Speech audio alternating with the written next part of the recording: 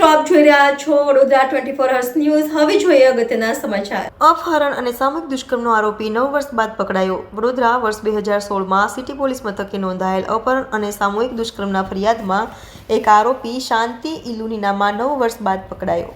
મહેરબાન સીપી સાહેબ શ્રી વડોદરા શહેરનાઓ તરફથી નાસ્તા ફરતા આરોપીઓને પકડવાની જે મુહિમ હાલ શરૂ છે તેના ભાગરૂપે સિટી પોલીસ સ્ટેશને છેલ્લા 9 વર્ષથી નાસ્તા ફરતા આરોપી શાંતુ ઇલુનીનામાં કે જે 2016માં જેના વિરુદ્ધ ગેંગરેપ અને અપહરણનો ગુનો દાખલ થયેલો છે।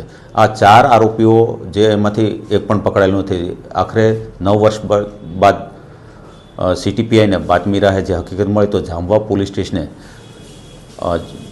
જામવા ખાતે જે આરોપી રહે છે ત્યાં જઈ અને આરોપી બાબતે બેંકના કર્મચારીઓ અને અધિકારી તરીકે જઈ અને તેની તપાસ કરતા તે હાલ આજવા રોડ વડોદરા ખાતે કન્સ્ટ્રક્શન કરતો હોય આ આરોપીને બાતમી રાહે શાંતુ ઇલુનીનામાં છે તેને અટક કરેલ છે અને અટક કરીને આજરોજ નામદાર કોર્ટમાં રિમાન્ડ માટે મોકલેલ છે।